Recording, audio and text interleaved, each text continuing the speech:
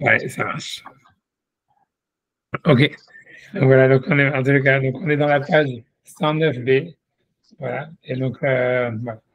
Et dans la Gemara. Et dans la Gemara, plus ou moins, on est on est en fait on est dans la troisième ligne de la Gemara. Il y a une ligne enfin, la deuxième ligne, le dernier mot de la deuxième ligne qui est Amar, et la troisième ligne, le premier mot qui est Ravashi. Amar Ravashi. Voilà. Donc c'est bon, donc on peut y aller. Ok, j'y vais. Donc Amar Ravashi, donc Ravashi il a dit, donc maintenant voilà. Amar li Ravin, il m'a dit Ravin, donc on sort du sujet complètement, mais ça dure pas longtemps. Voilà, donc Amar Ravashi, Amar li Ravin, Ravashi il a dit de Ravin, Bachinena, le frère Birena, Shulchan, Shulchan, d'accord, donc le Shulchan Shel Migdash, la table du Beth Amikdash, Shel Prakim Hava, c'est-à-dire elle était, Prakim, ça veut dire elle était faite avec des morceaux, elle était démontable, c'est ça ce que ça veut dire. Ça veut dire que contrairement, c'est-à-dire que dans les ustensiles du Beth Amikdash, quand on nous parle de la menorah par exemple, on dit voilà, la menorah elle devait être en un seul bloc. Plein d'autres ustensiles du Beth Amikdash, ils devaient être faits. Les chérubins, par exemple, et la couverture de l'arche sainte, il devait être en un seul bloc. Mais voilà, même l'autel en fait de la Kétoret, a priori, il était fait en un seul bloc. Mais l'exception des ustensiles du Beth Amikdash qui n'étaient pas en un seul bloc, c'est la table. Ça veut dire, à ce cas-là, elle veut déduire d'ici que la table, a priori, elle était démontable. Et donc, c'était, je ne sais pas quel est le message qu'il faudra apprendre de ça, mais en tous les cas, donc, c'est que la table, elle était démontable.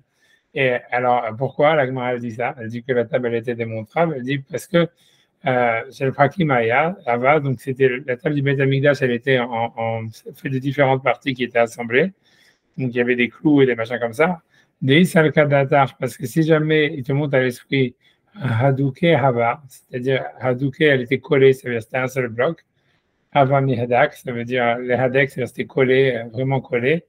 Amta be Amta, ça veut dire une ama dans une ama. Echi Madvele. Ça veut dire comment est-ce qu'il faisait la tivila, comment est-ce qu'il pouvait l'amener dans le mikvé. C'est-à-dire que comme on a vu, ça veut dire précédemment jusqu'à maintenant qu'en fait, dans le Beth Amikdash, il y avait un mikvé spécial qui faisait une amas, on va dire 60 cm sur 60 cm, avec 3 fois 60 cm de hauteur. D'accord? Et donc l'idée, tu vois, c'est voilà, donc c'était donc si c'est vrai, ça veut dire si jamais en fait voilà, donc maintenant, si la table, elle faisait, la largeur de la table, c'était une amas, c'était 60 cm sur une amas et demi, donc sur 90 cm, si je me souviens bien. Et une hauteur, et les pieds, ils faisaient ils faisaient, attends, on va voir, 2 secondes, 2 secondes. C'était quoi la mesure de la table? 2 secondes. Euh, Amatai Morko, ça veut dire Ashba Miramen, hein, le verset Miramen. Amatai Morko, donc elle faisait une longueur de 2 mètres. Je vais mettre, tu vois, ça veut dire Amatai Morko, ça veut dire elle faisait une longueur de 2 mètres, de 2 amot, pardon, de Amatai Morko. À la longueur, elle faisait 2 mètres, 20 amas Horbo, et donc 2 amots de longueur, une amas de largeur, d'accord? Vama Bachatzi Komato et une amas et demi à la hauteur. Ça veut dire, a priori, c'était les pieds de la table. Il faisait 90 cm. On va dire, si on prend une amas de 60 cm, ça veut dire, les pieds de la table, ils faisaient 90 cm. La longueur de la table, elle faisait 1,20 m. Et la largeur de la table, elle faisait 60 cm. Donc, grosso modo, comme en fait le mikvé, lui, qui avait au Beth Amikdash, il faisait 60 cm sur 60 cm sur une hauteur de 1,80 m. Donc, en fait, comment tu peux faire rentrer donc, la table dans le mikvé? Ça veut dire, puisque voilà, puisque les pieds, déjà, ils passent pas, voilà, les pieds, ils passent pas, a priori, tu peux pas les faire rentrer, bon, voilà, déjà. Donc, en fait, donc a priori, donc c'est impossible. Donc, la seule manière, c'est que tu devais la démonter. Donc, la Gemara, elle apprend de cette histoire-là que, voilà, qu'en fait, c'est-à-dire la table, elle était démontable parce qu'en fait, il faudrait en fait qu'on l'amène au migré. Voilà, ça c'est ce que la Gemara a dit. Bon, il y a plein de questions sur cette Gemara, ça veut dire rien que pour comprendre l'histoire. C'est d'abord, bon, pourquoi est-ce qu'on devrait l'amener au migré, la table? Le mot ça, c'est parce que la Gemara elle apprend en fait que la table, en fait, c'était un ustensile en fait, avant la fête ou quoi, que c'est les ustensiles du Beth Amikdash, en fait, ils pouvaient recevoir l'impureté. On apprend de verser, c'est pas ici. Et bah, en réalité, l'idée, c'est que pourquoi la table, en fait, elle pourrait recevoir l'impureté, c'est parce que bien que normalement, à la table, c'est un ustensile, en fait, qui est, tu vois, qui est plat et qui ne peut pas recevoir quoi que ce soit. Donc, ça ne devrait être même pas considéré comme un ustensile. Mais en fait, l'idée, c'est que, c'est puisqu'en fait, tu vois, ça veut dire, voilà, donc ça veut dire, l'idée, c'est parce qu'en fait, comme elle avait des bordures, ça veut dire, elle avait une bordure en or, là, etc. Donc, c'est ça ce qui fait qu'elle pouvait recevoir quelque chose. Et donc, c'est pour ça que c'est un ustensile qui peut devenir impur. Et bon, et donc, et maintenant, dans le cas où il deviendrait impur, on va dire, tu vois, où il y a un lézard ou quoi que ce soit qui le touche ou quoi que ce soit. Donc, à la Gemara, elle se demande comment est-ce que tu vas le purifier. Tu le purifies dans le mikvé qu'il y a dans le Beth Amikdash. Or, ce mikvé qu'il y avait dans le Beth Amikdash, on te dit en fait qu'il faisait en fait 60 cm sur 60 cm sur 1,80 m. Et donc, la table, elle rentre pas. Et donc, voilà. Donc, en fait, c'est sûr que la table, elle était démontable. Maintenant, l'idée, c'est que tu vois, si tu peux te poser 10 millions de questions, c'est-à-dire, voilà, la menorah, par exemple, qui faisait plus que ça et qui était clairement pas démontable, si elle devenait impure, tu peux pas la rentrer non plus dans le mikvé, tu vois. Alors, tu vois, donc ça veut dire, je sais pas pourquoi est-ce que la Gemara, et là, tu peux pas dire c'est démontable parce que c'est marqué clairement que la menorah, elle pouvait pas être démontable. On connaît sa mesure, c'était, je sais plus, puisque comment dire, avant, il fallait qu'il monte sur un escabeau pour monter dessus, c'était, je crois, 5 amotes de haut, et etc. Je pense, je sais pas combien de large, mais en tous les cas, elle pouvait pas rentrer dans un truc qui faisait, je pense qu'elle faisait 5 amotes ou 3, je sais plus si c'est 3 ou 5, mais en tous les cas, elle rentrerait pas dans un truc de 60 cm sur 60 cm, 3 mètres de haut, quoi. Bref, tu vois, donc c'est difficile à comprendre qu'est-ce que l'agma, ça veut dire, voilà, donc, mais l'idée, a priori, tu vois, ce que ça veut dire, c'est comme ça, c'est-à-dire ce qu'il explique les commentaires, c'est pourquoi est-ce que l'agma, ici, elle est vraiment, elle s'en prend à la table, c'est parce qu'en fait, l'idée, ça serait que sur la table, en fait, il y avait une mitzvah qui est le pain, qui est le pain de présentation, qui était des matzot, il fallait qu'il soit constamment là-bas. Et en fait, le pain, il était changé tous les Shabbatot. Chaque Shabbat, tu vois, on changeait le pain. C'était ça la avoda des Kohanim qui sortaient, tu vois, parce qu'on changeait de garde des Kohanim chaque semaine. Et en fait, un des derniers travaux que les Kohanim ils faisaient quand ils finissaient leur semaine de travail au Beth Amikdash, c'est d'enlever les 12 matzot qui avaient été mises le Shabbat d'avant. Et la nouvelle garde, elle mettait les nouveaux pains de préposition. Voilà. Et en fait, bon, c'était pas obligé, en fait, que donc, en fait, si l'idée, grosso modo, d'après la halakha, c'est qu'en réalité, le Shabbat, c'était pas obligé, en fait, que le pain, il soit là toute la journée sur la table. C'est-à-dire que, si jamais on enlevait le pain le matin, c'est-à-dire, voilà, si on enlevait, ouais, je sais ce que je prends, j'ai ce que j'ai mis, attends, ouais, c'est bon. Alors, si jamais, parce qu'il y a un clone. Bon, mais si jamais, en fait, donc, si jamais le pain, il était, comment dire, et donc, si jamais, en fait, ça veut dire, l'idée, c'est comme ça que pendant toute la semaine, il y avait une mitzvah spécifique à ce qu'il y ait du pain sur la table toute la semaine. C'est parce qu'il y a marqué, la roch lefanaï lechem tamid. Il fallait que le pain, il soit toujours là. Le seul jour, en fait, on pouvait ne pas en avoir sur le pain, sur la table, c'est le Shabbat, puisque comme il y avait l'échange, donc, en fait, dans la halakha, bien qu'il y ait un avis qui pense qu'il fallait que les deux gardes de Kohanim, elles se suivent et qu'on fasse glisser, je sais pas, un avis dans la Gemara qu'on faisait glisser les anciennes matzot d'un côté et les autres juste derrière pour pas qu'il y ait un téphar de séparation. Mais la halakha n'est pas comme ça. La halakha, elle est que, en fait, tant qu'il y en avait, si jamais il y avait le pain de l'ancien pain le matin, après le lever du soleil et que le nouveau pain, on l'a mis avant le coucher du soleil, ça s'appelle tamid, ça s'appelle que c'était toute la journée. Donc, grosso modo, ça veut dire qu'en fait, le seul moment, en fait, où on pouvait purifier la table, c'était le Shabbat. Moi, puisque tout le reste du temps, comme il y avait la mitzvah, en fait, que les pains de préposition, ils devaient être constamment dessus, donc en fait, on ne pouvait pas purifier la table. Donc, c'est pour ça, donc on ne peut pas la sortir à l'extérieur du Beth Amikdash parce que c'est porté. Donc, en fait, c'est pour ça que la Gemara, en fait, elle a un problème uniquement avec la table.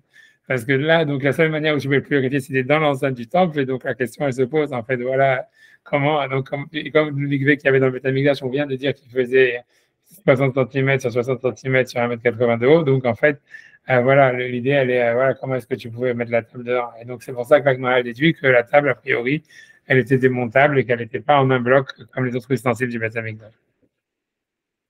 Ouais, très bien. Tu vois, c'est ça, peu importe l'idée, tu vois, on va dire ça, on va dire, ok, c'est très bien.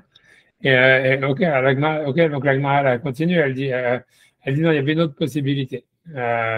Tu vois, Amda Echid Madvere, ça veut dire comment est-ce qu'il pourrait faire, en fait, donc comment est-ce qu'il pourrait faire la villa une amas. Et voilà, donc la seule manière, en fait, ça serait de démonter comment dire, de démonter la table.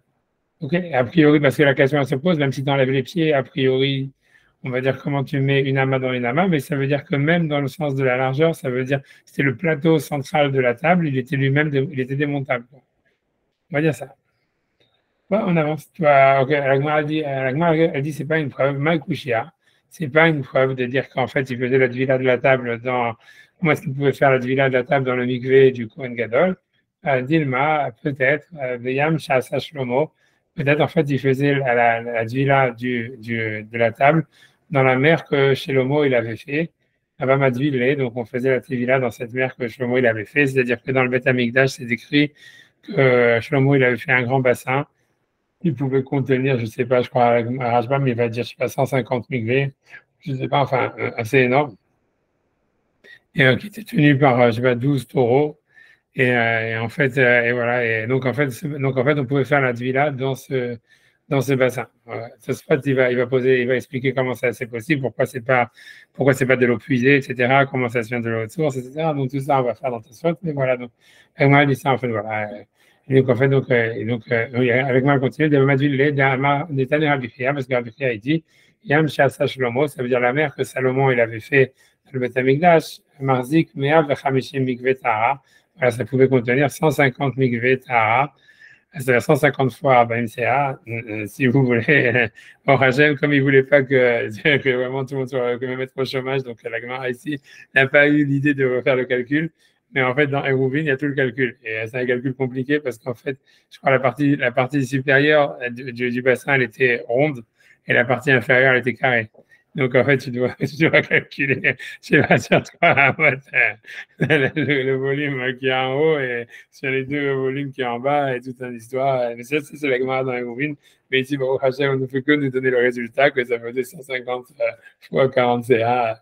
Voilà, donc si on veut après faire les mathématiques avec les psukim qu'il y a voilà, dans le livre des rois, ben voilà, tu peux. Bref, donc, ok, bon, voilà, en tout cas, c'est la fin du sujet pour ça. Voilà, c'était simplement une petite digression.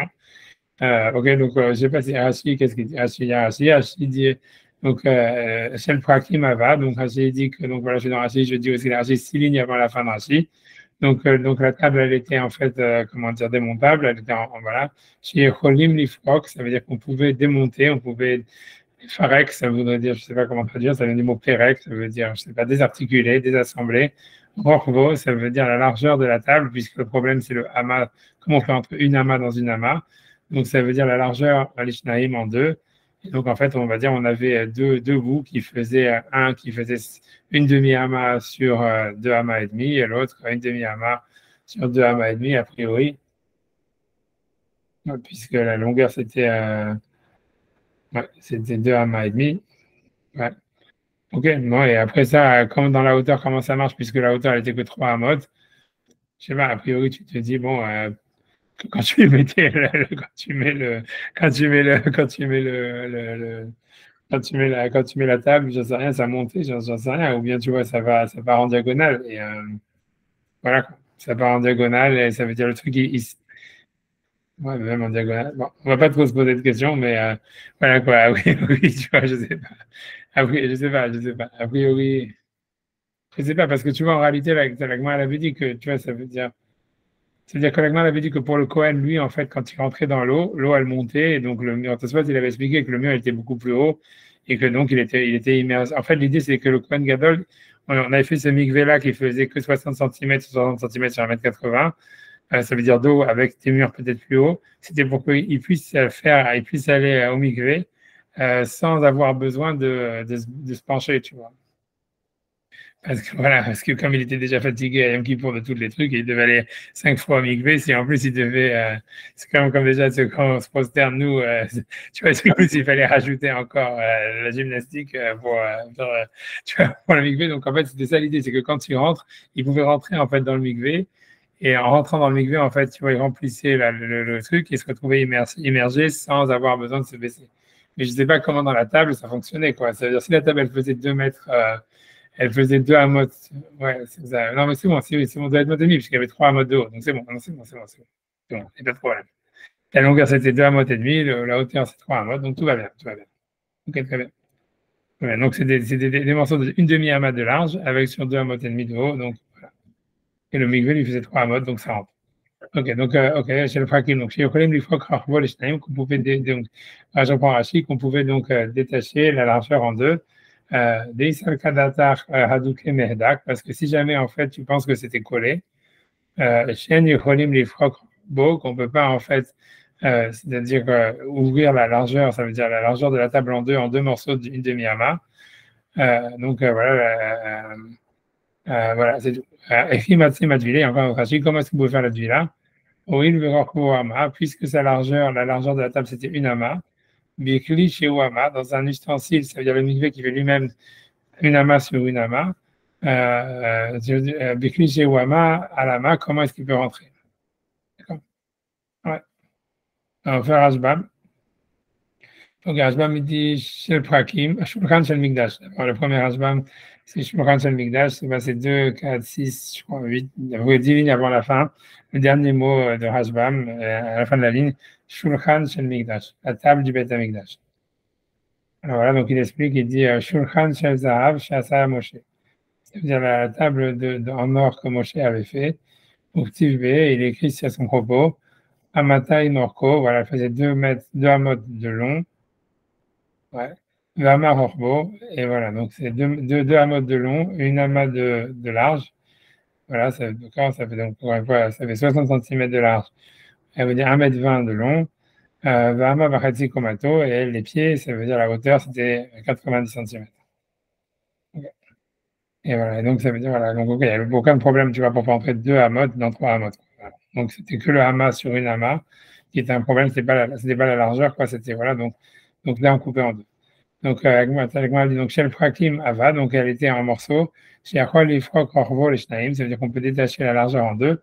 Et ainsi les pieds de la table. Et Nam Barim et Afé, ils n'étaient pas attachés bien. Mais Yekolim les Farkan, on pouvait les détacher. Donc, ça veut dire ici, Rashbam, il rentre. Ça veut dire, si tu veux, Rashbam, il rentre aussi dans un problème que tu as dans lequel il va rentrer. Je vais simplement l'expliquer, c'est-à-dire. Ça veut dire qu'il y a un problème dans la Gemara. Je vais le dire, ça veut dire, je vais expliquer pourquoi il y a un problème. C'est parce qu'en fait, voilà, les pieds, on va dire, ils faisaient 90 cm. Ok, on a vu, on reprend encore toutes les dimensions, c'est quoi? Les pieds, ils font 90 cm. La longueur, elle fait 1,20 m, 2 amot, et la largeur, elle fait 60 cm. La question de la Gemara, c'est de dire comment est-ce qu'on pouvait faire rentrer ça dans le mikvé, alors qu'une amas, ça veut dire, voilà, ça veut dire 60 cm qui est la largeur de la table. Comment ça peut rentrer dans un mikvé qui fait lui-même, tu vois, une largeur pile d'une amas? Ça rentre pas. Ok, la question, c'est que, tu vois, ce que Rashbam ici il parle, et tu dis, ouais, mais pourquoi la Gemara pose cette question? Il y a pire, les pieds, ils rentrent pas, tu vois. Les pieds, ils font 90 cm, tu n'arriveras pas à les caser. Alors Rashbam, il te dit, ouais, en fait, ben, on démontait les pieds. C'était pas ça le problème. Ça veut dire, la Gemara, elle savait que les pieds, ils étaient démontables. Le chidouche, c'est de dire que tu vois, et c'est pour ça qu'elle se pose la question. Si les pieds sont démontables, la plaque, elle rentre. Hein. Voilà, t'as pas l'histoire de la mort. Parce que tu l'as fait rentrer en diagonale. Bah oui. Oui, je sais. Ah oui, tu la rentres en diagonale et t'as fini. T'as posé la question de la mort. Bravo. Je sais pas mais non, je sais, mais en fait, il n'y a pas de réponse claire sur cette question. Hein.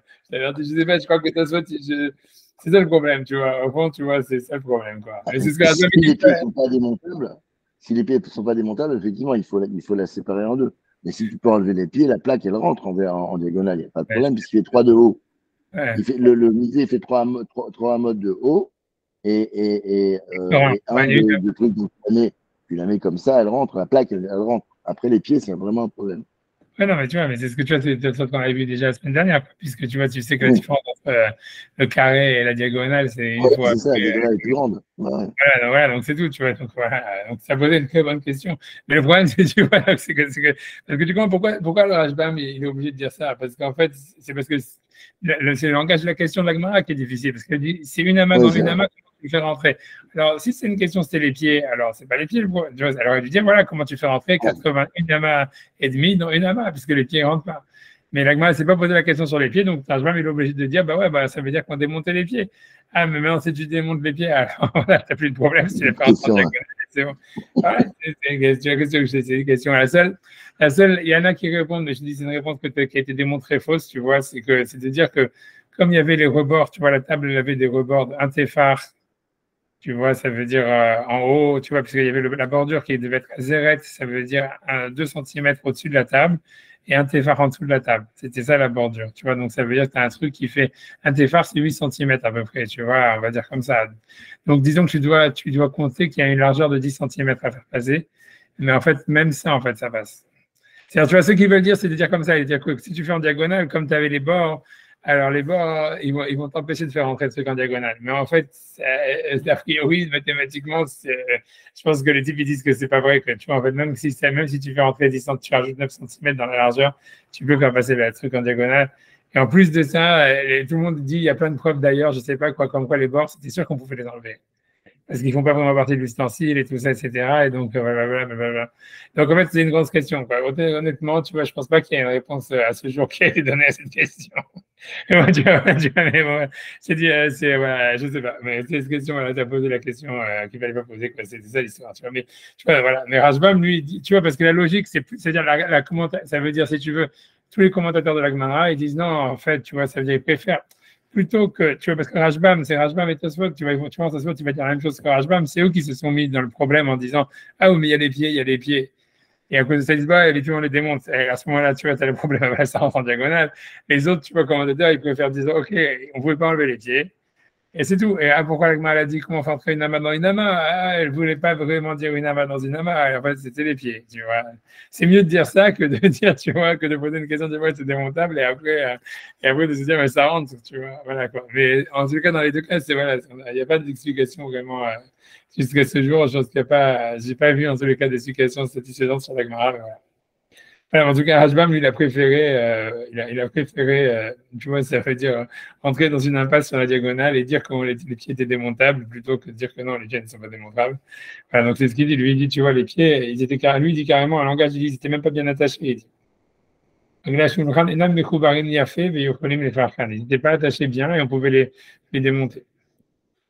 Ok, peu importe. Il dit ça à cause de cette histoire de pourquoi la Gemara dit une ama dans une ama. Alors, si c'est les pieds, le problème, c'est une ama et demi. Ok, alors dit c'est un cas d'attaque. Donc, je vais adouker mirdak. Si tu dis en réalité donc, que tout était attaché, c'est-à-dire que le plateau central, il était lui-même un seul morceau. Qu'on ne peut pas en fait démonter la largeur. Et comment est-ce qu'il pourrait faire la dvila? Donc, il veut ama, puisque la largeur, elle est une ama. Bikli shiwama alama, donc dans un ustensile qui fait une ama sur une ama. Donc, il dit des mikveh à Yasham Bazara, puisqu'il y avait un mikveh là-bas dans l'esplanade du temple, et des tables et Sedarioma, comme c'est expliqué dans le Sedarioma. Ah, ok, c'est le mikveh déjà qu'on a parlé. Je ne sais pas pourquoi, est-ce que tu vois, il y a besoin de dire, je ne sais pas, il y avait un mikveh dans l'esplanade du temple, alors qu'on a déjà dit qu'il y avait ça. Inami, Behemet, Bamat Amaim chez Bazara. Il dit que non, en fait, il y avait à part ça, il y avait une sorte de canal qui faisait une amarre exactement, qui passait dans l'esplanade du temple, chez Bam Advilim Kilisharet chez Nitmeou, et c'était là-dedans en fait qu'on faisait la dvila des ustensiles qui avaient été devenus impurs.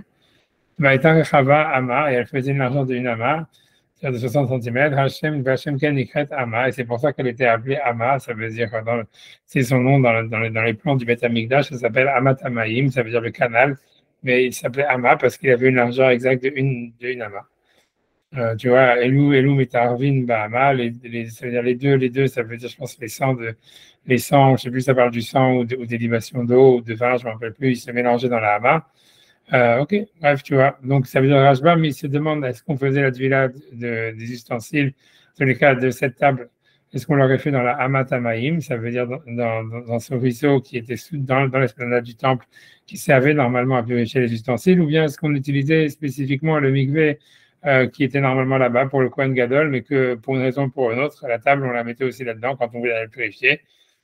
Peu importe, tu vois, voilà, c'est rien, tu vois, ça veut dire, est-ce qu'il y avait une raison kabbalistique, je sais pas, tu vois, je sais pas, la chaîne Rishon, la chaîne Rabbeinu Yaakov, voilà, et a priori, donc la première explication qui dit que c'était dans le mikveh où le Kohen Gadol, il allait, c'est l'explication de Rabbeinu Yaakov, Midama, voilà, et c'est comme on dit dans notre Souga, on a vraiment l'impression que c'est ça ce qui se passe, puisque Ravashi, il a dit ça après nous avoir fait mention du mikvé qui était utilisé pour le Kohen Gadol dans l'esplanade du temple. Donc c'est peu logique, tu vois, de dire que en fait on faisait la tvila de cette table dans la Hamat Hamayim qu'il y avait dans voilà, puisque sinon ça n'a aucun rapport. Mais bon, je ne sais pas, la question, c'est sûr qu'il pose une question, c'est-à-dire s'il y avait un ruisseau qui faisait une hama dans lequel on purifiait tous les ustensiles, pourquoi est-ce qu'on ne va pas purifier la table là-bas, tu vois, dans ce ruisseau, comme tous les autres ustensiles, je ne sais pas. Voilà, en tout cas, tu vois, Midama Ravashi, les Milde Gabe Mikvé, puisque Ravashi, donc il a dit cette halakha en ce qui concerne le mikvé, donc il semblerait qu'en tous les cas, la table, on la mettait dans le mikvé de l'esplanade du temple, pour une raison, pour une autre, tu vois, peut-être, tu vois, ça veut dire encore, tu peux dire, tu vois, ça veut dire, tu vois, je sais pas, tu vois, parce que tu vois, il faudrait chercher un truc qui soit lié avec Shabbat, tu vois, c'est-à-dire qu'en fait, que ça veut dire qu'on ne doit pas utiliser, ça veut dire que c'est l'eau qui est dans un ustensile comme dans un mikvé, ça serait en fait, tu vois, tu vois, on va dire, ça serait comme un, tu vois, ça veut dire ça serait permis d'utiliser Shabbat, tu vois, un truc comme ça. Alors que l'eau qui est dans une rivière, ça serait peut-être moins permis d'utiliser Shabbat. Je sais pas, tu vois, pourquoi? Et a priori, tu vois, c'est dans l'esplanade, peut-être qu'il y a un problème de Mouktsé, tu vois. Peut-être qu'il y aurait un problème de Mouktsé. Mais bon, vraiment, même pas. C'est-à-dire, tu vois, que dire que l'eau qui vient de l'extérieur du ruisseau, elle est comme, c'est comme si elle vient de l'extérieur du trou, ou un truc comme ça. Mais bon, je ne sais pas, tu vois. Mais ça vous dire, en fait, il faudrait trouver une raison. Pourquoi est-ce que, c'est bien que c'est vrai que de l'Agmara, on a l'impression qu'on utilisait le mikvé, qui utilisait le Kohen Gadol pour faire la villa de la table, il faudrait trouver une raison pourquoi, tu vois. Ok. Bref, tu vois, ça veut dire pourquoi, puisqu'il y avait un ruisseau spécifique qui servait à purifier tous les ustensiles, qui s'appelait Namat Amaïm. Tu vois, c'est ce qu'il a dit, le premier, c'est ce qu'il a cité le Rashbam lui-même. Il dit, voilà. Et donc, il dit, peut-être c'était dans cette amas qu'on faisait Rashbam, il va jusqu'à dire que c'est dans cette amas-là, dans ce ruisseau-là, qu'on faisait la villa de la table. Mais après, il dit, ouais, mais dans la Gemara, on voit qu'on n'a pas l'impression, puisqu'on voit qu'on nous parle du mikvé, du Kohen Gadol, et ça veut dire, cette histoire, elle est ramenée par rapport au mikvé qui faisait, tu vois, dont on vient de parler, que le Kohen Gadol utilisait dans l'esplanade du temple. Donc, tu vois, c'est pour ça que donc l'idée, c'est que, a priori, c'est ce que Rashbam, c'est pour ça que Rashbam, il réfute l'idée qu'on parlerait ici du ruisseau spécifique à faire du Lat Kelim, qui était dans le Beth Amikdash, mais en fait, il n'explique pas pourquoi, tu vois. C'est pourquoi, contrairement aux autres ustensiles, on va faire la villa de la table dans le mikvé du Kohen Gadol, plus que dans le ruisseau. Mais je dis, c'est pour ça la seule explication qu'il devrait y avoir, ce serait à cause de Shabbat, tu vois, ça serait un truc, tu vois, comme quoi, tu vois, il n'y aurait pas, c'est comme le ruisseau, il est, je sais pas, tu vois, ça veut dire, je sais pas. Il était peut-être pas assez profond, le ruisseau, simplement. Peut-être, ok, on peut dire ça, Parce peut-être. que la largeur, ça va, mais il faut quand même que ça, s'il faut la tremper en entier, il faut quand même que ça passe, quoi. Ouais, ouais, non, c'est ça, ça veut dire, ouais, c'est comme on a vu, ouais, mais si tu la coupes en deux, voilà, quoi, une fois, puisque la longueur, tu la mets, tu vois, ça veut dire, la longueur fait 2 amotes. On a vu, tu vois, ça veut dire, maintenant, on se retrouve avec deux morceaux qui font 2 amotes sur une demi-ama. Ouais, c'est 2 rectangles, si tu enlèves les pieds, en plus. Ok, si tu n'enlèves pas les pieds, peut-être que tu as raison, tu vois. Mais si tu enlèves les pieds, voilà, quoi, Ouais. une demi-ama, c'est sûr que ça faisait quand même de profondeur, quoi. Tu dis peut-être même pas. Tu vois, peut-être pas, peut-être pas. Non, et en plus, J'ai pas d'idée. non, et puis en plus, tu vois, ouais, je sais pas. Non, c'est vrai, peut-être qu'il n'y avait même pas une demi-heure, c'est peu probable, tu vois, je sais pas, à mon avis, parce que la Gemara doit parler ailleurs de tout ça, donc, tu vois, de combien est-ce qu'elle faisait ce ruisseau, etc. Enfin, je pense que c'est plus un propos, je sais pas. Ouais, non, non, non. Tu vois, peut-être que, parce que le ruisseau, il coule, tu vois, c'est-à-dire, puisqu'on voit bien qu'à Pessah, on fermait le ruisseau pour nettoyer, quand on voulait nettoyer le Beth Amikdash, tu vois, la nuit de Pessah, quand après tu as amené tout le corban de Pessah, on fermait les rigoles, et ça montait, et hop, après on ouvrait et ça nettoyait tout. Donc ça veut dire que le ruisseau, il coule de l'intérieur, de l'extérieur du Beth Amikdash à l'intérieur. Alors, est-ce que tu vois, parce que c'est la question, c'est de savoir, est-ce que, tu vois, c'est ça, imagine, parce que je vois, ça veut dire l'idée, c'est que c'est une chéla dans les rouvines, tu vois, je ne vais pas rentrer là-dedans, parce que moi-même, je ne me rappelle plus du tout des sougards, etc. Mais ça veut dire, tu vois, l'idée, ça serait, tu vois, ça veut dire que l'idée, ça serait que L'idée, ça serait qu'en fait, tu vois que si jamais tu as de l'eau qui vient de l'extérieur, tu vois, imagine, parce que si on dit que c'était Shabbat et qu'on avait un problème, tu vois, de Otsa, etc., et qu'on a de l'eau qui vient de l'extérieur de l'explanade du temple, donc c'est comme c'est le domaine public, on va dire, et qu'en fait, tu vois, elle traverse et qu'elle va, voilà, donc peut-être tu vois qu'il y a un problème de, tu vois, voilà, de Moukse ou de Otsa ou un truc comme ça, tu vois, qu'il faudrait faire un hérouve. Mais le truc, c'est voilà, c'est comment tu vas me demander, ok, mais comment ça se fait que nous, on utilise toute la robinetterie pendant le Shabbat et on se dit pas, voilà, il y a un problème de ça et tout ça. Mais sur ça, la Gemara a des réponses. Ça veut dire, parce qu'en fait, voilà, comme il n'y a pas un endroit, comme ça fait pas 4 farim sur 4 farim, donc c'est considéré comme un endroit, pas un makom tour. Tout ça, quoi. Ça veut dire, il y a des raisons pour lesquelles nous, on peut utiliser le courant entre le Shabbat. Ça veut dire, on est obligé, tu vois, c'est pas si évident, tu vois. Alors peut-être que tu vois, voilà, que ici aussi, ça serait la même chose. Ça veut dire, voilà, que comme ça vient d'un autre domaine, même si c'est pas toi qui l'as apporté ni rien, mais en fait, il y a un problème de Moukse ou un truc comme ça, tu vois, il faudrait faire un hérouve et tout ça, il faudrait faire un équerre. Tu vois, la halakha, normalement, c'est que, tu vois, tu vois, ça veut dire, tu vois, c'est que, ça veut dire qu'il faut faire une sorte de, tu vois, c'est possible qu'il y ait un problème, je n'ai pas envie d'entrer là-dedans, mais c'est possible qu'il y ait un problème au niveau du Shabbat à cause de l'eau qui coule et qui, en fait, qui vient d'un autre domaine et que tu vas utiliser pour purifier l'ustensile et peut-être ça, c'est un problème. Et donc, en fait, on voulait utiliser de l'eau stagnante, qui était l'eau du mikvé du Kohen Gadol. À mon avis, tu vois, ça veut dire, si jamais, en fait, on utilisait, parce que tu vois, à mon avis, c'est lié avec l'histoire du Shabbat, quoi. C'est lié avec le fait qu'en fait, là, on pouvait purifier la table que le Shabbat, et donc, en fait, ça devait y avoir un problème, sûrement, à utiliser ce fleuve, pour une raison ou pour une autre, le Shabbat, quoi. J'imagine, c'est ce que j'aurais dit. Bref.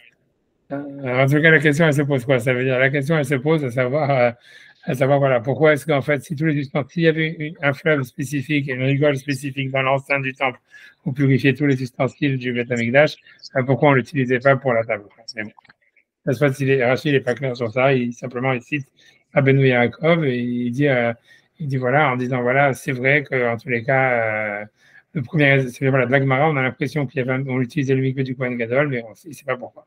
Voilà. Ok, d'abord, après, ça nous dit Ashulchan Mekabel Tuma. Ça veut dire la table, elle peut devenir impure. Kedamrinan Bechomer Bakodesh, comme on dit donc dans la Gemara dans Chagiga.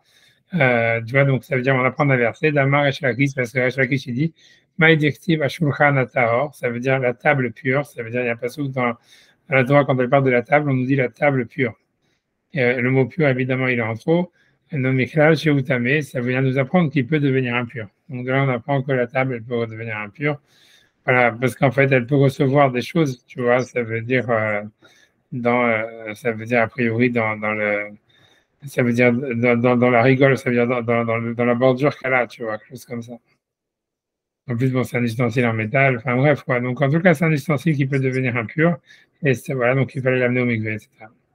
Et la Gemara nous dit ensuite que donc non, peut-être c'était pas dans le mikvé du Kohen Gadol, c'était dans la mer que Shlomo il avait fait. Donc c'était un gros bassin qui était tenu par des bœufs, par des sculptures de bœufs, qui pouvait contenir 150 mikvaot, ça veut dire qu'il contenait 150 fois 40 CA.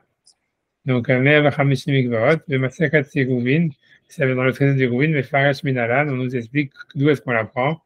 Où voilà, donc on fait tout le calcul avec ça veut dire tu vois quel était le volume que pouvait en fait, tu vois, ça veut dire contenir la mer de Shlomo. D'où est-ce qu'on sait en fait, comme je vous ai dit que c'était en haut, c'était rond, en bas c'était carré. C'est d'où on apprend d'où est-ce qu'on arrive à 150 fois mais bon, en tous les cas, c'était là-dedans peut-être qu'il faisait l'advila de la table, voilà, quand elle était impure. Alright. Donc maintenant on fait les taswat, je fais les taswat. Amda be'amta yativ. Donc, une ama dans une ama, comment est-ce qu'il pouvait donc mettre dans le mikvé? Avim Thomas, et si tu me demandes, I amta be'amta yativ, même si jamais on pouvait faire rentrer une ama dans une ama, tikshele, tu peux poser la question, et achiachol la dvil, comment il pourrait faire la dvila, la shulchan de la table, amatai morko, puisqu'elle a une longueur de 2 amot, c'est-à-dire voilà, de 2 amot, 1,20 m, et que les pieds ils font par contre 90 cm, donc une ama et demi. Bemikvé, quand il pouvait le faire entrer dans le mikvé, il avait ama à lama qui est donc une ama sur une ama. Donc comment les pieds ils rentrent? Voilà. Donc pourquoi est-ce que la Gemara a besoin de dire comment tu fais rentrer une ama dans une ama? Alors ça tu veux dire la même chose que Rajba, mais il dit Shilomar, il a eu de dire Shim Arigalim Aïta Komato Ama Vachetzi. Donc voilà, c'est avec les pieds qu'elle faisait donc elle faisait 90 cm de haut. Varegalim loayou mekubarim. Et les pieds, ils n'étaient pas attachés. Imashulchan avec la table. Et c'est ainsi que Rachid a expliqué dans Parashat Teruma que la table, en réalité, elle n'était même pas attachée, en fait. C'est pas simplement comme Rashbam, il dit qu'ils n'étaient pas bien attachés, c'est que Rachid, je pense que là-bas, il pense qu'ils n'étaient même pas attachés du tout, quoi. C'est-à-dire que la table, c'était un plateau qui était posé sur des pieds et c'est tout, tu vois. Et donc voilà, donc c'est pour ça, voilà, donc les pieds, c'était pas un problème. Et voilà, mais comme on a dit, la question, c'est que voilà, si c'est comme ça, on pouvait la mettre en diagonale. Et bon, c'est comme je dis, c'est la grosse question qui n'est pas vraiment répondre. Voilà. Donc on y va. On avance le Tassot d'après. Donc Tassot, lui, il va commencer à expliquer, tu vois, bon, il va passer où jamais, on va apprendre un peu de la croix de Mikvaot. C'est pas très compliqué. En tout cas, Beyam Shata Shlomo, donc dans le bassin que Shlomo il avait fait, au Birushalmi Paris, que dans le Talmud de Jérusalem, on demande, Valo Sheuvinen. Mais n'est-ce pas que le bassin de Salomon, c'était de l'eau puisée. Or, de l'eau puisée, on ne peut pas l'utiliser pour faire un mikvé. Même pour, en fait, faire la tvila des ustensiles. Dans notre Gemara, un stam Hagav, on voit que plus ou moins les lois du mikvé pour un ustensile et les lois du mikvé pour un homme, c'est les mêmes. Ouais, c'est-à-dire, tu vois, la Gemara ne semble pas dire, tu vois, est-ce qu'il faut 40 CA? Tu vois, on a l'impression, oui, il faut 40 CA pour la villa des ustensiles, comme il faut pour un homme, etc., etc. Tu vois. Enfin bref, tu vois, je ferme la parenthèse, parce que c'est ça la halakha, bien que c'est pas du tout évident, en fait. Mais bon, tu vois, ok, il demande vers l'eau chez Ovina. N'est-ce pas que cette eau, elle est puisée, et que donc, comme c'est de l'eau qui est puisée, elle ne serait pas cachère, même pour faire la villa des ustensiles. Donc, il va falloir des clés marché marzik à Baïmsia. Donc, cette fois, il élabore sur la question du Rouchalmi. Ça veut dire bien que tu vois bien qu'en fait, même ça veut dire bien qu'en réalité, donc, le mikvé, un kéli qui peut contenir 40 CA, tu vois, ça veut dire, donc, voilà 40 CA Bélach. Ça veut dire donc, ça veut dire un ustensile qui pourrait contenir 40 CA, donc ce qu'on a vu, donc en mètres cubes, c'est ce qu'on a vu tout à l'heure, ça serait une amas 60 cm sur 66 cm sur 1,80 m de haut, donc quelque chose qui aurait, tu vois,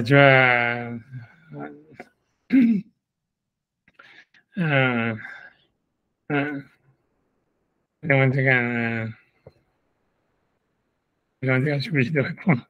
Tu vois, ok, ça veut dire, donc, tu vois, donc ça veut dire, tu vois, qu'il aurait fait, tu vois, donc, qui aurait fait 60 cm, donc ça veut dire donc il y aurait ce volume-là, donc un ustensile qui a ce volume, chez Marzik, Arbaim CA Bellar, qui peut contenir 40 CA. Donc comme un mikvé Bellar, ça veut dire dans le liquide. Chez un Kouraim Beyavesh, en fait, qui sont deux cours dans une mesure sèche, c'est-à-dire grosso modo, comme Thierry l'avait fait la dernière fois, il avait vu dans son bouquin là que, en fait, c'est-à-dire qu'on considère toujours qu'un ustensile, ça veut dire il y a deux manières de mesurer le volume d'un ustensile. Soit en fait dans ce qui peut contenir en volume liquide. Et ça, à ce moment-là, ça veut dire en fait c'est la manière dont nous on va mesurer un ustensile de manière générale. Ça veut dire on imagine qu'il est rempli au ras-bord avec du liquide, voilà. Ouais, donc, mais en fait, ce même ustensile, selon la Gemara, si tu mets en fait du solide dedans, ça veut dire, je sais pas, des graines, du blé ou quelque chose comme ça. En fait, si tu le remplis au maximum, donc tu vas faire un gros tas en haut, et donc, donc tu peux rajouter un tiers en plus. Donc voilà, donc ça veut dire, voilà, c'est comme, tu vois, voilà, c'est comme les verres de Starbucks avec la crème. Tu vois, ça veut dire, t'as le dôme au-dessus. Tu vois, donc ça veut dire, donc en tout cas, c'est pour ça qu'il dit Kouraïm Beyavesh, c'est-à-dire Kouraïm Beyavesh, c'est-à-dire que tu rajouterais un quart ou un tiers suivant, en fait, si on veut mesurer, en fait, en mesure solide, mais grosso modo, c'est la même chose que 40 CA en liquide, parce que tu mets le dôme en plus.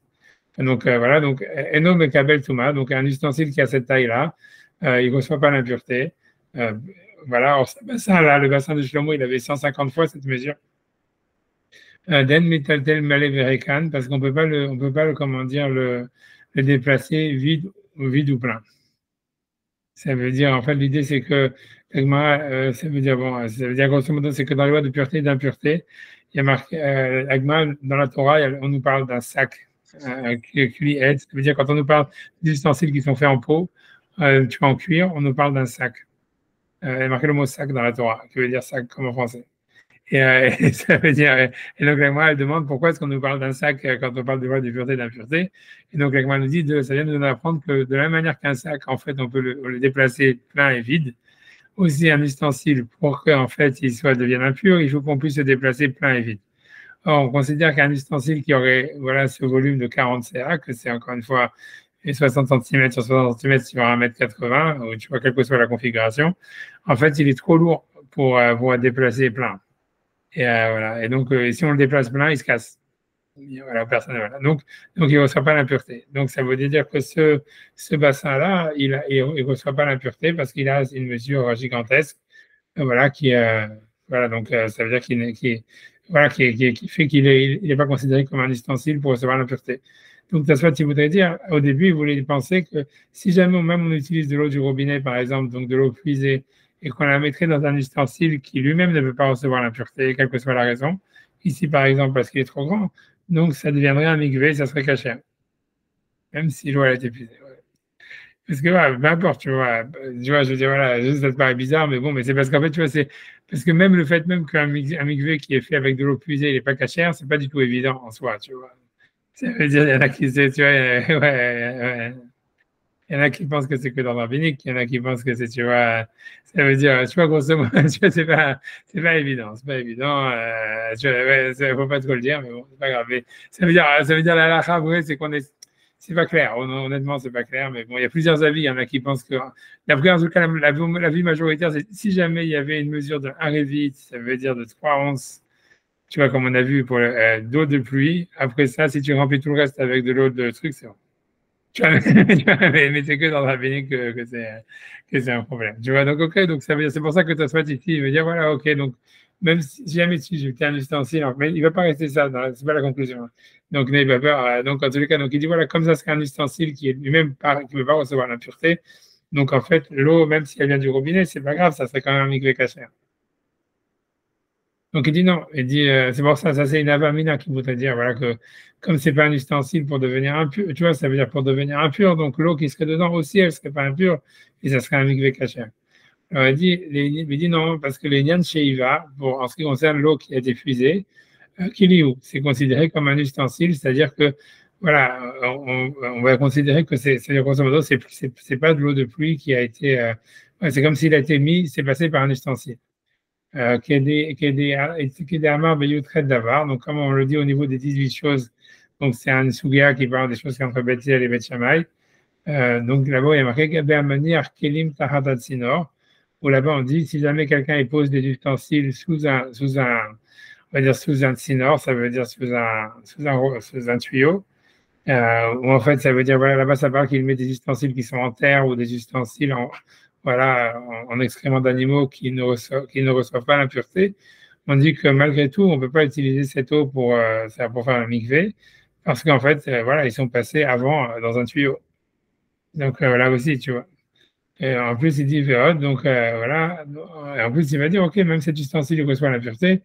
Véhod, et Yam Shasa Shlomo, ça veut dire le bassin que Salomon il avait fait. Ayash El Nechrochet, il était, comment dire, en cuivre. Ou Mekabel Touma, et un ustensile en cuivre, il recevrait l'impureté.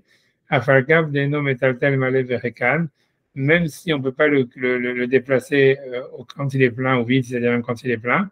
Pourquoi? Des davka c'est uniquement en fait les ustensiles en bois, ils cachent les sacs, ils ont été juxtaposés au sac, ça veut dire, comme je vous ai dit, c'est un ustensile qui est fait en peau d'animal, qui lui aussi en fait doit pouvoir être déplacé plein pour devenir impur.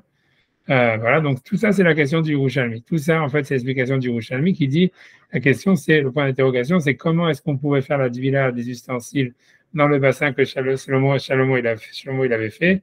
Voilà, c'était de l'eau puisée. Okay. La réponse du Yerushalmi, Tipater Beshayu Hagle Ashvarim. Donc on répond que ça s'explique quand il y avait dans les pieds des taureaux, donc qui soutenaient le bassin, Shaya Omed Alav, sur lequel le bassin il se tenait, Nekavim, donc il y avait des trous, Kemotzi Rimon, donc il y avait des trous qui en fait, il y avait la largeur d'un tuyau, quoi, qui pouvait faire passer l'épaisseur d'une grenade. Vayou Mechoubarim, et je finirai, ils étaient attachés, donc l'eau, elle était, on va dire, attachée, mais Koubarine, les Mariannes, à la source, à une source, chez Tartéenne, qui était en dessous. Voilà. Donc, ce qui veut dire grosso modo, ça veut dire qu'en fait, le mikvé, le bassin de Shlomo, il fonctionnait comme mikvé parce qu'en fait, donc il était maintenu par des taureaux en cuivre. Les taureaux en cuivre eux-mêmes, donc ils étaient perforés. Il y avait des tuyaux à l'intérieur qui, en fait, si tu veux, reliés à une source. Et voilà. Et donc, cette source-là, donc ça faisait à chacun, ça veut dire que l'eau du bassin, elle touchait l'eau de la source, elle était en contact avec l'eau de la source. Et donc, par un principe qui s'appelle Ashaka, ça veut dire on considère que toute l'eau qui était même du robinet, elle devient considérée comme pure ou comme étant de l'eau de la source. Voilà, parce elle est en connexion avec elle. C'est ce qu'il dit le Yerushalmi, mais ce qui dérange Tosfot, c'est l'épaisseur en fait du tuyau. C'est-à-dire que, tu vois, puisque le Yerushalmi dit qu'il faut que cette épaisseur, elle soit motzirimon, ça veut dire comme un trou qui puisse faire passer des grenades. Donc, ça fait un gros tuyau, tu vois, ça fait... voilà, donc soit tu vas poser la question, parce qu'on sait que normalement la mesure, elle n'est pas ça. Donc, ok, j'ai bien entendu, ok. On a dit, vers des nakat rimon. Et donc, le fait que le Yerushalmi dit donc en fait que l'eau, donc les pieds, à l'intérieur des pieds des taureaux, il y avait donc comme quelque chose, tu vois, tu vois, qui peut faire sortir des grenades. Donc, Aïnou, les vatel ashvarim mitorat kli. C'était pour annuler les taureaux, de les appeler un ustensile. Shelo ikabel tuma, pour pas que ça soit quelque chose qui reçoive l'impureté. Aval Shiramaim Shebeyam, mais j'explique après 2 secondes ce que ça veut dire. Aval Shiramaim Shebeyam, mais pour rendre cachère l'eau qu'il y avait dans la mer, c'est-à-dire dans le bassin, Sagé Kishfoufer et Anod. Ça aurait été suffisant que le tuyau, en fait, il fasse ce qu'on appelle Shfoufer et Anod. Ça veut dire, node, c'est une outre, ça veut dire le tuyau d'une outre. Ça veut dire que c'est un tuyau qui a un diamètre de 2 etzbaot. 2 etzbaot, je sais pas, on va dire c'est 3 cm ou 2 cm et demi, par ce qu'on a vu avant. Et donc, ça serait suffisant pour en cacher un mikvé. C'est-à-dire que si jamais il y a une autre source et après ça, tu prends un bassin ou n'importe quoi et tu le connectes avec l'autre source avec un tuyau qui a 3 cm de diamètre, c'est suffisant pour que le mikvé soit caché. Donc, la question est pourquoi donc le Yerushalmi dit en fait ici qu'il fallait que dans les taureaux, il y avait un tuyau qui fasse l'épaisseur d'une grenade. Donc, c'est soit il veut expliquer un truc comme ça, il veut dire comme ça. Ça veut dire, c'est là, on apprend notre halakha dans le mikvé. Ça veut dire que lui, il veut dire, OK, même si ton eau, en réalité, elle est attachée à l'autre source, si jamais, en fait, quand elle est rattachée à l'autre source, elle passe par un ustensile, ça veut dire, voilà, quelque chose qui serait considéré comme un ustensile. En fait, ça enlèverait, si tu veux, ça rendrait aussi l'eau puisée. Donc, en fait, il fallait que les taureaux, et tout le bassin, ne soient pas considérés comme un ustensile. Et la manière, donc, alors que c'était un ustensile, puis ça pouvait recevoir de l'eau, quoi. Ça recevait 40 mikvot, 150 mikvot. Donc, la manière de dire que ce bassin, c'est pas un ustensile, c'était en fait de dire, ah, comme il est troué, donc en fait, il contient rien, il est incapable de retenir quoi que ce soit. Et donc, pour enlever le nom d'ustensile, ça veut dire, pour annuler le nom d'ustensile en réalité qu'il y avait sur le bassin, il fallait là des trous qui soient, et sur le bassin et sur les taureaux, il fallait en fait des trous qui soient assez grands pour faire passer une grenade. Donc, ça serait ça l'idée, tu vois, ça serait. Donc, c'est ce que je veux dire. Donc, c'est ce que je veux dire. Et nous, les matins, là, je varie. Donc, ils disent, donc, ce que l'Agma, dans les Yerushalmi, il demande, donc, un tuyau qui peut enlever, qui fait faire passer des grenades, Et nous, les matins, là, je varie, c'est pour annuler les taureaux, mais Torah de Kelly, ça veut dire ça veut dire de la Torah, de les appeler comme un ustensile. Sinon, les Kabel Touma, pour que ça soit quelque chose qui ne veut pas recevoir l'impureté. Aval l'archir amaïm, mais en fait, pour rendre cachère l'eau chez Beyam qui est dans le bassin, Sagé Bishoufer Tanot, c'était suffisant d'avoir un tuyau qui avait donc l'épaisseur d'un tuyau qu'on met pour une outre, c'est-à-dire 300, on va dire 2 cm et demi de diamètre, qui est nan le périgraphe de Mikvarot, comme c'est écrit dans le 6e chapitre de Mikvarot, pour Madvilin Beshida, Teva ou Migdal, ça veut dire, où la dit clairement, on peut faire la Dvilat Kelim, donc dans une boîte. Shida, on va dire, c'est une sorte de boîte ou d'armoire. Teva, une boîte. Migdal, voilà, c'est encore une sorte d'armoire.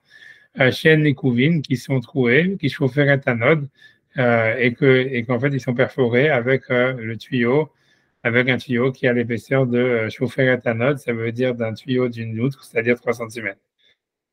Tu vois, ça veut dire, et tu vois, ça voudrait dire, tu vois, ça voudrait dire quoi? Ça veut dire que l'armoire, si tu lui fais un trou de 2 centimètres, c'est déjà plus un ustensile. Alors que le bassin, il faut aller pour l'enlever le nom d'un ustensile, il fallait lui, tu vois, c'est-à-dire, il fallait et tu vois, il fallait lui faire un trou beaucoup plus gros, quoi. Et bon, c'est bizarre, tu vois. Ça veut dire, tu vois, c'est-à-dire, voilà, parce que pourquoi, tu vois, d'abord, voilà, ça veut dire, pourquoi la boîte, tu vas dire, ah, ok, une fois que je lui ai fait un trou de 2 centimètres sur le côté, c'est plus un ustensile, ça peut toujours recevoir autant de choses. Et alors que le bassin, tu vas dire, ah, non, mais si tu lui fais un trou de 2 centimètres, c'est pas suffisant. C'est-à-dire, il faut faire un trou, tu vois, il faut faire un trou plus conséquent. C'est bizarre, tu vois, c'est bizarre. C'est pour ça que, honnêtement, je ne sais pas vraiment, tu vois, mais c'est pour ça que dans la suite, Tosfot lui va donner une autre explication. Il va dire, en réalité, on s'en fout, tu vois, enfin, tu vois, donc, tu vois, ça veut dire, tu vois, donc, a priori, c'est ce qu'il dit. Pour l'instant, si on s'arrête là, c'est ce qu'il dit.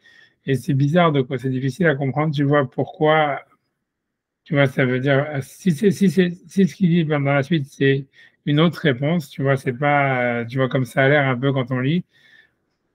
Tu vois, ça veut dire on comprend pas vraiment pourquoi est-ce que, en ce qui concerne, tu vois, quand on va faire la divina, ça veut dire, on va faire la divina dans une boîte qui est perforée avec un tuyau de 2 centimètres. On va dire, voilà, le tuyau de 2 centimètres, il fait que l'eau qu'il y a dans la boîte, c'est de l'eau du mikvé, et ça suffit. On va pas dire, ah voilà, mais la boîte, c'est un ustensile.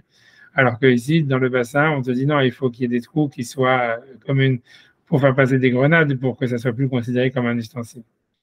Tu vois, la différence entre la boîte et le bassin de chez moi, elle est pas très apparente, mais bon, on peut dire, tu vois, ça veut dire, c'est possible, tu vois, parce qu'on dit qu'à chaque fois, tu vois, pour annuler un ustensile, de le rendre impur, ce qu'il faut à chaque fois, c'est annuler sa fonction première, sa fonction la plus utile.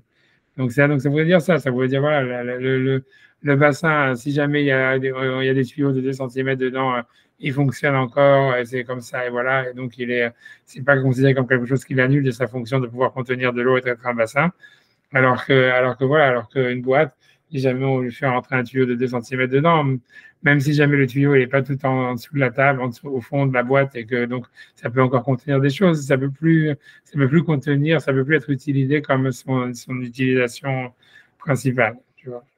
Et donc, ça serait déjà plus considéré comme un ustensile.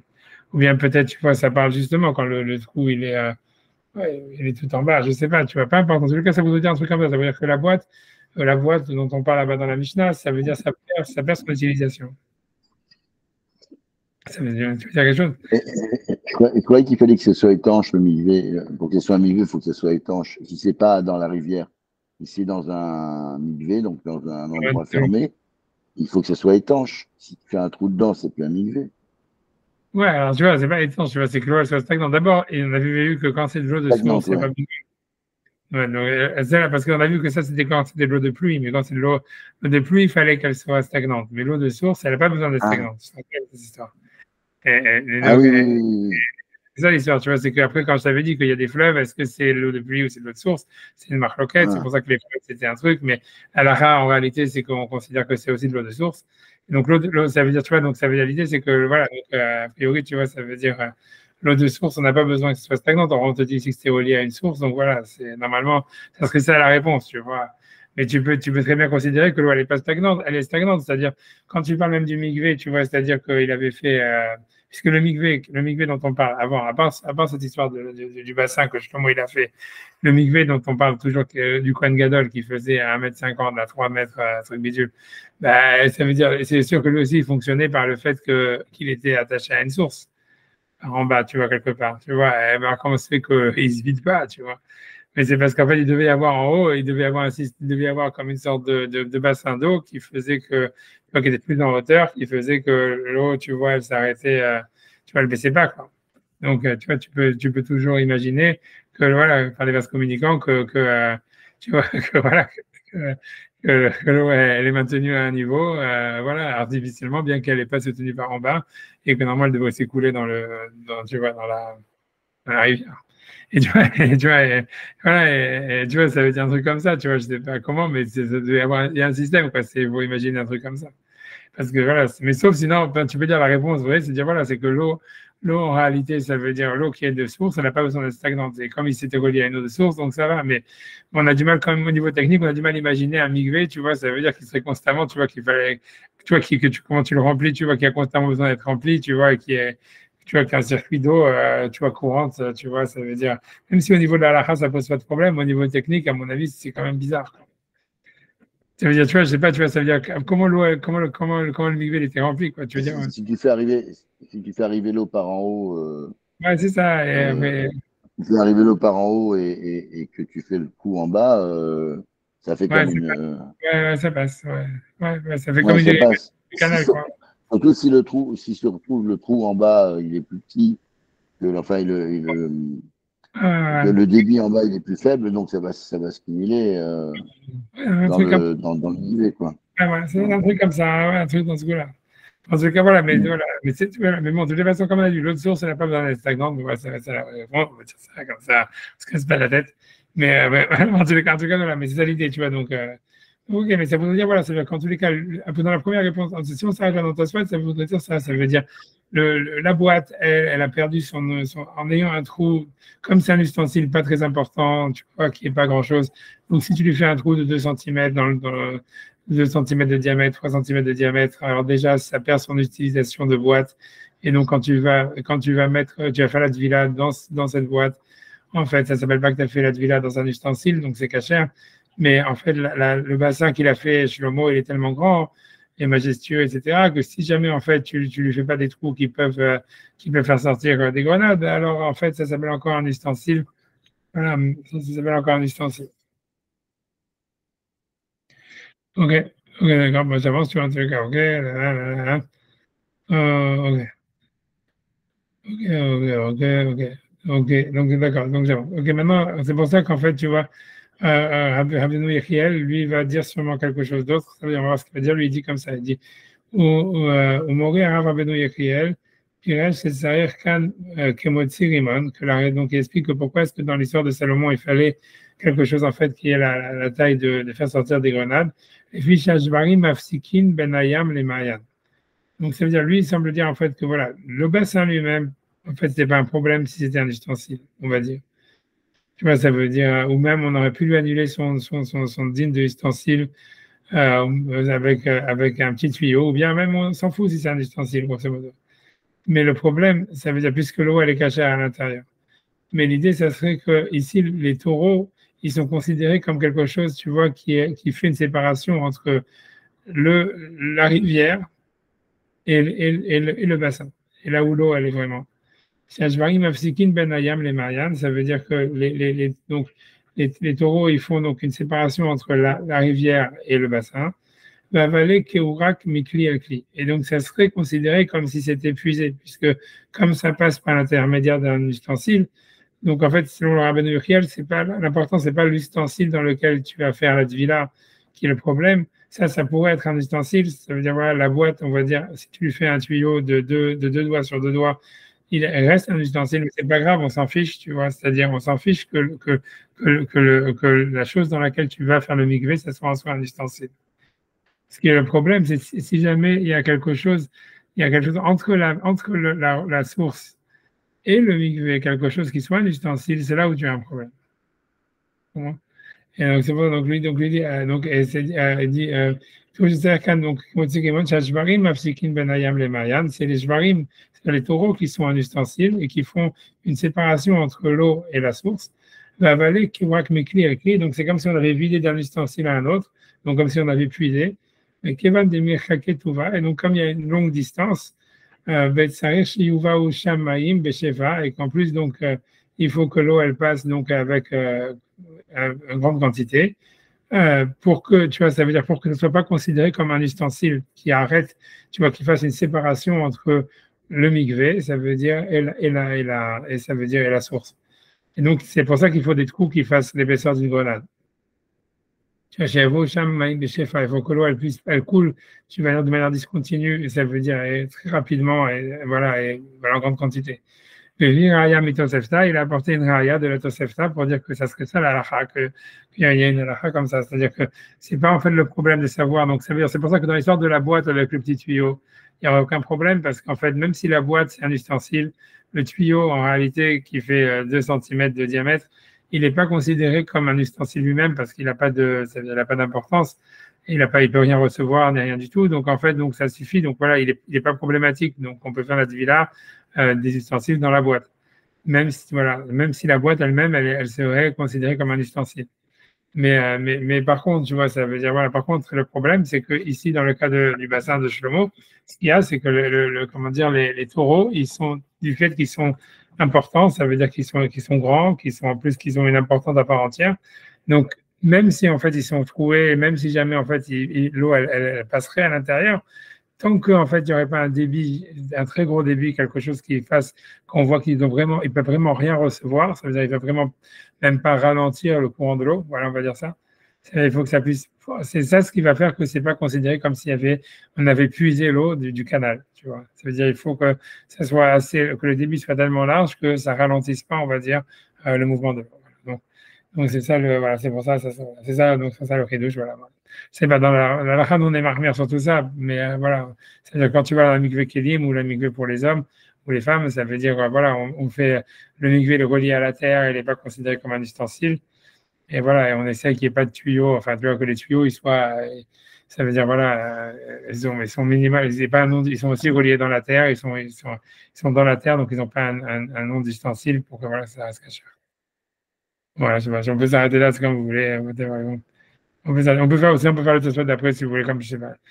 Voilà, le Tosfot d'après, alors faire un petit Tosfot d'ailleurs. Le Tosfot d'après, il est rigolo. Le Tosfot d'après, ça part des vins.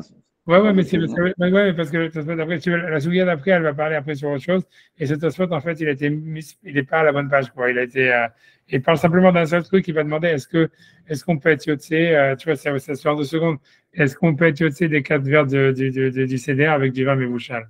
Ou faire kidouche avec du vin mévouchal? On fait en 2 secondes, tu vois, ça veut dire, voilà, c'est ça, voilà, on fait en 2 minutes. Parce que, tu vois, il y a des avis divergents, mais lui, il va simplement citer les Yerushalmi qui est pro-vin mévouchal. Donc, il dit, voilà, donc il y a Abba Kossot, donc il y a les 4 vers. Alors, je fais comme ça, en fait, tu vois, Yerushalmi, donc dans les Yerushalmi, il est marqué Taman Taninan, il a été enseigné là-bas, ça veut dire dans un autre traité, En Mevashlin Yain Shal Teruma, on n'a pas le droit, donc, de faire du vin mévouchal avec du vin de la terouma, ça veut dire un Kohen, donc lui mange la terouma, il n'aurait pas le droit de faire de son vin, qu'on lui aurait donné comme terouma, du vin mévouchal. Pourquoi? Mais venez chez Umam Ito, parce qu'en fait, il en amoindrit voilà, on avait vu qu'il ne fallait pas amoindrir la quantité de la terouma, donc en fait, il n'aurait pas le droit de faire du vin mévouchal avec du vin de la terouma.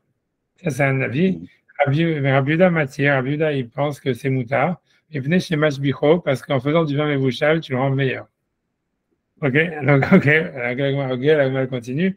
Amar Rabbi Yochanan, Michlefa Shitate de Rabbi Yehuda. Ça veut dire, on voit que les opinions de Rabbi Yehuda et de Tanakama, elles sont ailleurs inversées. Pourquoi? Pirouche, parce que dès cette année, il y a une autre Mishnah qui dit Tormin Yain, Sheno Mevushal, Ala Mevushal. Ça veut dire, donc il y a un avis, parce que normalement, quand on fait la trauma, il faut toujours donner, en tous les cas, au moins de la même catégorie ou bien meilleur. Donc, si jamais quelqu'un, donc il a des tonneaux de vin mévouchal et des tonneaux de vin non mévouchal, donc voilà, donc quelle serait la lacha normalement? Ça veut dire, donc on va voir ce que la Mishnah dit. Elle dit, on peut donner de la trouma d'un vin non mévouchal à la mévouchal, sur du vin mévouchal. Donc ça veut dire que le mévouchal serait deuxième catégorie. Aval l'omina mévouchal, mais évidemment on ne peut pas donc donner de la terouma du vin mévouchal, al géno mévouchal sur du vin non mévouchal, puisqu'on ne peut pas faire la trouma avec un vin de deuxième catégorie sur un vin de première catégorie. Ok, et donc a priori, et ça veut dire, et ça serait, on va dire, Rabbi Yehuda qui dit ça là-bas. Donc ça serait, comment dire, une opposition une contradiction dans Rabbi Yehuda. Et donc c'est pour ça que Rabbi Yochanan, il dit, il faut inverser les noms. Le car, Marliv Vetane, c'est pour ça qu'il inverse et il dit, En mevashlin yain shel teruma mipnei shemam ito divrei Rabbi Yehuda.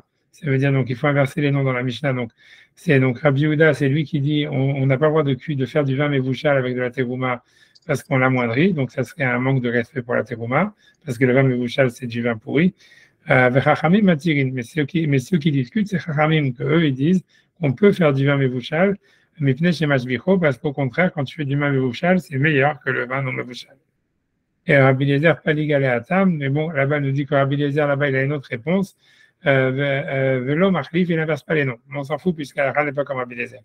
Puisque soit tu veux de tout ça, c'est dire voilà, Valaha qui est Rabbi Yochanan, la est comme Rabbi Yochanan. Et donc, selon Rabbi Yochanan, l'avis de Rabbanan, qui est l'avis majoritaire, c'est ceux qui pensent que le vin Mevouchal, c'est mieux que le vin non Mevouchal. Donc, aucun Rabbanan. Donc, voilà. Donc, ça, c'est ça, tu dis, voilà. Donc, à la fin, c'est comme les affaires les Bouchalmi, quoi, voilà. Comme on sait que Rabbi Yochanan, quand Rabbi Yochanan contre Rabbi Eliezer, lui, il inverse les noms. Donc, quand tu fais des maths, ça fait que l'avis majoritaire, c'est celui qui pense que le vin Mevouchal est meilleur que le vin non Mevouchal. Donc, il dit, Imken. Donc, si c'est ainsi, Yotzin, Arba Kosot, on peut faire les 4 verres de Pessah, Bemevouchal, avec le vin Mevouchal, ou Mekatchin Alav, et on peut faire Kiddush avec, et on peut faire Kinala pour répéter à Kefen, et on peut faire dessus pour répéter à Kefen. Voilà. Il y a des avis divergents, hein, ça veut dire même le Ramban qui dit que le vin Mevouchal, on doit faire chez Akol, parce que c'est plus du vin, etc. En tout cas, tout ce qu'il te dit, tu vas essayer de te dire, en tout cas, parce que voilà, on ne va pas rentrer là-dedans, mais en tout cas, Tosfot, voilà, il met ça en record, il pense que la Laha est comme celui qui pense que le vin Mevouchal, c'est meilleur que le vin non Mevouchal. Et que donc, voilà, on peut le faire. Je ne sais pas si on pourra rentrer dans la Sougia sur ça, elle est plus dans Baba Batra, tu vois, ça veut dire c'est beaucoup plus c'est dans Baba Batra où la Gemara, elle est vachement contre le vin Mevouchal, elle dit que c'est chez Akol et tout ça, etc. Je ne sais pas si on le fera ou si je ne sais pas si on va rentrer dedans. On va laisser tomber. Enfin, de soit tu dis comme ça. Voilà. Voilà, je vous laisse tranquille dans tous les cas. Merci d'avoir assisté. Et voilà. À la prochaine. Ah, ouais, bah, coupe le. Je coupe le truc. Donc j'y arrive, hein, parce que maintenant, je ne sais même plus si je fais ça, qu'est-ce que je fais. Stop recording. Voilà.